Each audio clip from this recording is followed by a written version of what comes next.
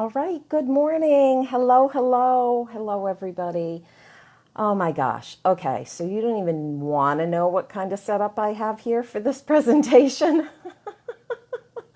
but I am really happy that I am able to jump in here and do that this morning. I am going to try to do this once a month on Fridays. Hopefully, 10 a.m. is good for most people, but please give me feedback on that if it's not. So that's 10 a.m. Eastern Time. And I want to make them short and sweet, but I want to make them have the material that you're really looking for and things that we've been talking about. And we've been doing a lot of productivity, time management stuff here in the group. So I really wanted to talk about that. So I am just going to do the presentation. And if anybody has any questions afterwards, I will take care of those. All right, so today we are talking about the 4 productivity types. So forgive me, I have to set my live up on my phone and do my notes on my computer because, hello, just moved and my office isn't really set up. And as a side note, my husband just started his job this week and he is actually using my office. Hi, Louise. All right, so I'm like in a makeshift place this morning, but I always say go with the flow, right? I mean, that's what it's really all about. So I'm going to kick off this 4 productivity types and figure out as we're going along, try to figure out which one you are. And we're going to talk about why that actually matters. All right, so as usual, I have this great PowerPoint presentation to give, and for whatever reason, I have to figure out this new connectivity here in my new place because every time I go and try to do this, it works fine when I am doing my run through, but then when I go to do it live, I'm not able to do it. So I have to figure that out, and I will figure it out. So why it's important to identify your productivity style. You want to know, what type of task-driven person you are. Are you somebody that can't stand to see those unchecked boxes on your to-do list? Are you driven? Good morning, Sandra. Are you driven by deadlines? You can't really seem to get started until there's a hard deadline that's looming right before you on any project. So knowing your productivity type is really going to help you prioritize your work and ultimately let you accomplish much more out of your day. What type of productivity style do you have? And like I said, there are 4 main productivity styles, and one of them will apply to you. You may kind of go between 1 or 2 of them, but we're looking at the main points of each of them. So the more you know about your productivity style, the better off you're going to be to take cues so that you know what keeps you on task and what your target is throughout the day. So the 4 main productivity styles are the prioritizer, the planner, the arranger, and the visualizer. And those are when I first did this with myself, I was surprised at what the answer was. And that's why I'm saying some of them may overlap a little bit, but you are definitely going to find that you have, you identify more with one than the others. So the first type is the prioritizer. Just checking to see who else is here. All right, so the first one is the prioritizer. So if you prefer to stick to the facts, meaning you like the data and the logic and more or less the critical thinking piece of things. If you're so focused on your task, you may not invest much attention or effort determining how the task is accomplished. Maybe it's exceptionally skilled at prioritizing tasks, so you're uber efficient. You can easily meet your deadlines, and you make decisions by yourself. You prefer to work alone. Then you're probably, hi Dee, glad to see you here, and we'll talk later and catch up about the wedding stuff. So that is the major pieces of the prioritizer. But on the flip side of that, some of your pet peeves may include things like daydreaming, wanting to be gossipy, for lack of a better word. You may have some missing or what I call inefficient data that happens, more or less like an inefficient use of time, vague instructions, side conversations. You get lost talking to other people, and then you have to come back around to what you were doing, and sometimes you forget. But overall, you're an exceptional worker, even when you're working in a team environment. So you just don't want to be in charge of the team. You want to be part of the team. And working alone is something that people who are prioritizers, if you work alone, it's really good to work with somebody like a business coach, because they'll help keep you focused on all those smaller tasks, all the smaller steps that lead to the bigger goals. So that is the prioritizer. So how many of you are like saying, I might be a prioritizer? By a show of hands, just does that sound maybe like it's you? Well, okay. So the next one, the second one we're going to talk about is the planner. And the planner is a detailed thinker. You're always organized. You thrive on detailed plans and lists, and you're very well aware of deadlines. You always, at the end of every day, make a to-do list and get it ready for the next day. But you're not very spontaneous. You might struggle with creative thinking, and you might find it a little difficult to contribute during team meetings.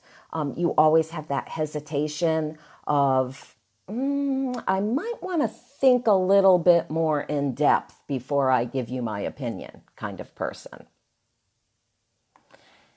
Oops. It's always hard to do this and that. Oh my goodness. All right. Make sure I'm sorry. I lost my place. All right. I found my place. Yay. All right. So planners have difficulty in reprioritizing their tasks. They just don't do change very well. That's the planner. They have everything planned out. Good morning, Lynn. They have everything planned out, and they know exactly what they want to do and how they want to accomplish it. So if any small thing happens, it just throws them right out of the water. You have figured out what your peak energy hours are. So you know exactly, when to work to get the most done. You've already got all of that. And in a team setting, you're somebody who can really finish the project on time, and you kind of are the keeper of the time schedule, the work schedule. You keep everybody task driven in that way. So that is the planner piece. Anybody identifying with that planner piece? So we have done the, oh my goodness. I keep losing my place. So we've done the prioritizer. We've done the planner. And now we're going to do the arranger. So the arranger is, oh my goodness, the arranger is the emotional being who thrives on working in groups. They like to manage meetings. They create and sell ideas. They're really bubbly. And if they even have the thought of, oh, I have to work alone, no, they don't want to do that at all. They're very team oriented. You need that personal interaction. You really thrive in the group setting. You're thoughtful, encouraging to other people around you, and you really like to team up with other people. Like you like to have partners when you go to do something. You don't want to do anything alone. All right. Oh my goodness. And more on the arranger. So let me see. Oh, yeah. You become easily distracted by chit chat that's around you. You lose your focus. And like I said before, when you're in a group setting or in working with your team, you are the person who will take charge of that. You like to be able to assign what's happening, the assignments to other people and that kind of stuff. And when you do work by yourself solely, you tend to use social media as your outlet. So you're still connected with other people, which can be good, but it can also work against you. You can get kind of caught up in all of that stuff. You're the type of person that, if you are working on your own, if you're not using the social media outlet, you're going to have to go to a coffee shop. You're going to have to go to an environment where there's other people always around you. And let's see. Hi, Greg.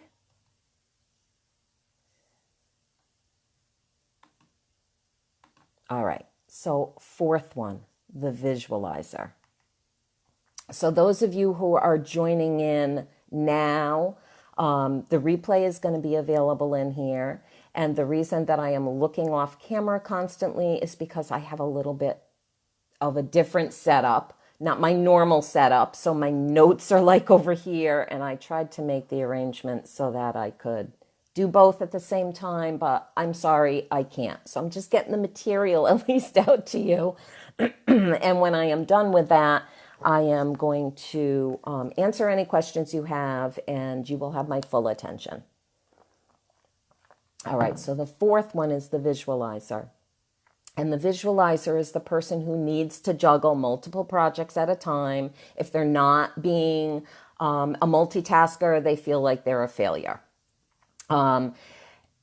Juggling all those projects at one time, to you, you need to do that because otherwise you lose interest. You can't just focus on one thing at a time. It's just not who you are when you're the visualizer. You are also full of ideas and energy, and you tend to have a cluttered workspace. Let's put it that way. Your workspace is cluttered. You may know where things are, but there's things all over the place. You're very creative. You're very spontaneous. You can switch gears like that. I mean, it's easy for you if you're the visualizer. You can see the big picture, and you tend to focus on the end result, not necessarily those small steps to get to the end result. And again, there's pros and cons to that. So for those of you who work solo, doing like batch tasks and having theme works may help you focus a little bit better. And if you are working on a team, you kind of can get off focus very easy. If the project isn't totally laid out right in front of you, don't forget that you're not looking at the tiny steps. You're looking at the end result. So you've got the project and you know what needs to get done, like what the end result needs to be, sometimes you don't always look at the small steps in between. But you have absolutely brilliant ideas, and you really enhance any of those projects that you're working on, and excite your team members, sometimes a little bit to a disadvantage because you're so excitable, you're taking the focus off of the actual project. So that is the fourth productivity type. And so really, the better that you understand your productivity type, the more tools we can figure out what you need to utilize so we can maximize your potential and make sure that you're getting done what you need to get done. The real key to remember to whatever type it is that absolutely everybody has a unique need.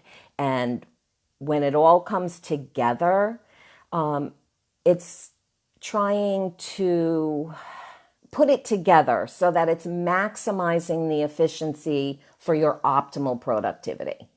So there's absolutely no right or wrong answer of what productivity type you are, but you need to identify what category, what level that you're in, one of those four, so that then you can streamline the process. Then you can reach out and get the tools that you need, the help that you need to focus and be able to move forward. And let's face it, you are who you are. So it's not really hey, this is who you are and I'm going to change you to another level. It isn't like that. It's just realizing who you are, what productivity level you are, and then just making everything work, fitting it together. Again, like I always say, it's those puzzle pieces and figuring that all out. All right, sorry, just checking on this and time, because I know everybody's time, especially on a Friday, you just kind of want to be like, woohoo, it's Friday, let's get the weekend started. But I think Friday is kind of a good time to do a wrap up and a learning session, because by Fridays, you kind of want to take a little step back and spend a few minutes of doing stuff like that. I mean, for me, Friday is my admin day. So most of the time in the morning, I have a couple projects that I work on with or for clients. And then I usually save the rest of the time to work on my bookkeeping or, make another PowerPoint presentation or, schedule social media or whatever. So that's why I said at the beginning of this live that I was going to try to come here on Friday mornings once a month to do something like this. So if that works out for you, great. And if it doesn't, I have some other things that I'm coming out with starting in September at various days, various times. So we'll see what works the best. But I like these lives because, and I know I went a little off here for a minute. I like these lives because you can, if you aren't here live to watch them, that's fine, because you can always come back and watch the replay, which is kind of cool. So I'm wondering, by those brief four levels that I talked about, if anybody is willing to share with me what level you think that you are falling into, which of those types you think that you fall into.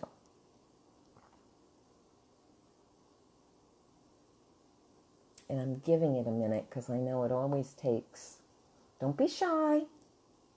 I'm not going to call you out. I'm just wondering if anything from any of those categories resonated with you.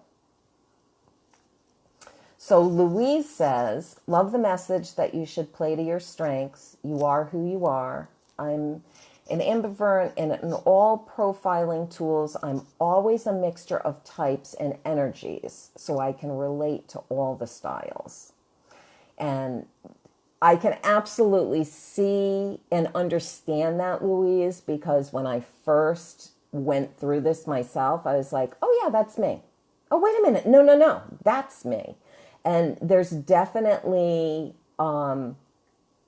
parts of all four that I fall into, but I'm definitely much more one than the other. Debbie says she's more of a visualizer. So I'm sorry, I'm flipping back to my screen here. Oh, by the way, I fall mostly into the prioritizer level. Although I have a lot of the planner in me too, so I don't know. It's crazy. All right, so the visualizer, that's awesome, Debbie. I mean, there's, and I understand that Louise heard what I was saying. I'm hoping my message came across that there is no right or wrong to what level you fall into. It's who you are. It's your makeup, and there are things you can tweak, and there are, like I said, different systems, processes, applications that you can use to help you, no matter what level you fall into. And that's really what it's all about. D says, I think I'm a little visualizer, and the first one, a prioritizer. Yeah, yeah. Having worked with D extensively, D and I met, D and I met back in, what was it, D? January or February of like 2016, through another group here on Facebook. And for whatever reason, we reached out to each other and we just clicked. And we have done a lot together. So I can absolutely see that you are the prioritizer and the visualizer. Yes, definitely. Well, I am hoping that this overview was helpful to you, and I wanted to put out there to you. Now I got to get back to my correct slide here, that I'm offering a series of special workshops, and we're going to work together to tackle the 7 major components and how they impact your life, how they can have a very positive impact on your life. So the 7 components are identifying your productivity type, and diving in a lot deeper than we did today. Discovering your peak energy times, how to use your time effectively, trying to make friends with your calendar, batching your tasks, theming your weeks. We'll talk about things like that. How to use scheduling to your advantage. And then we're going to talk about rework, reconsideration, and review.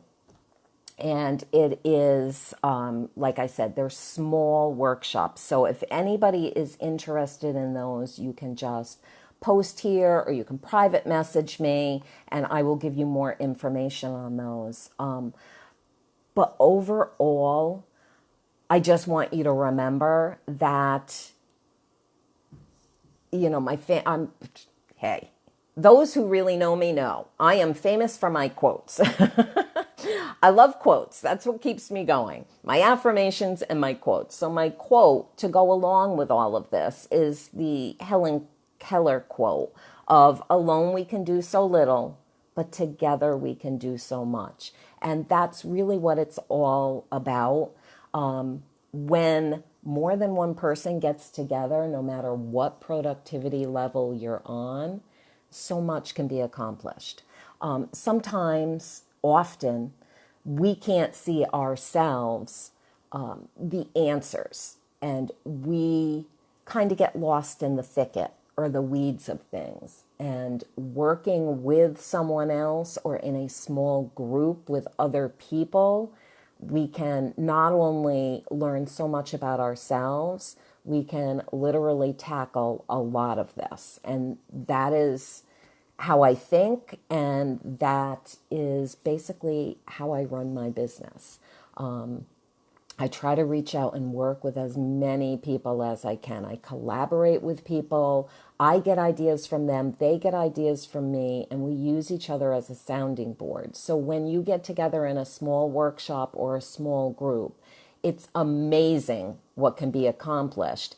And often you're like, yeah, I kind of was thinking that, but I wasn't really sure, because sometimes you just, I mean, you're by yourself, especially, yeah, hello, solopreneurs that don't really work with other people. It's super, super important to make sure, to stay active in these groups, or to form small groups, get into workshops, small things like that. It's really helpful. Dee says, yes, the first quarter of 2016, loved working with you over the last 2+ years. I have absolutely loved working with you too. And I was just telling my husband the other day, Dee, that I miss Dee. Like, Dee's oldest daughter got married, and she was busy doing all the wedding prep and up there. And at the same time, or almost the same time, different weekend, but same kind of time frame, my youngest son was getting married. So it's very different when you have a daughter get married versus a son. When my daughter got married, I was like, for 6 months. When my oldest son got married, I was a little less hectic. When my youngest son just got married, totally like laid back. The only activity I really had was in the very beginning when they announced it and we went over the plans. And then the week before the wedding is when they needed me for like small things. And it didn't hurt my feelings, but it was kind of like, oh my gosh, when we got to the wedding, and that's a whole nother story. It was a little hectic. But when we got to the wedding itself, it was wonderful. It was beautiful. It was perfect. It was just how they planned it and they wanted it. It was a beautiful ceremony, and the reception afterwards was just lovely. I mean, just really lovely. We did a lot of things that people don't do a lot of anymore in their wedding receptions. I mean, we did the conga line, we did the electric slide, we did We Are Family, we had the mother-son dance. I mean, I cried, but I was happy tears, but I kept crying because I was like, this is just so wonderful. And his new wife was beautiful, and they left to go to Idaho last weekend, and they called us 2 days ago and said they arrived, and it's over, but it's whatever. So I am dying to catch up with you, Dee, about all the wedding stuff too. So I hope this was really helpful to everybody. Again, just reach out to me if you think that, doing a workshop with me along those 7 things would be helpful to you. I'll give you the details on it. The workshops start in September. So, all right, anybody who is watching the replay, or if, you watched live and you had a question but didn't ask it, please put it in the comments and I will come back and answer those. And I hope everybody has a fantastic rest of your Friday and an awesome weekend. Get out there and relax and enjoy this nice weather. Louise, thanks, Pam, really helpful. Friday works well for me. It is the afternoon, so it's nearly 10 o'clock. That's wonderful. Good. I am so happy because I think it worked out really well for me and it worked out well for some other people. So thank you, everybody, for coming, and I will see you in the group.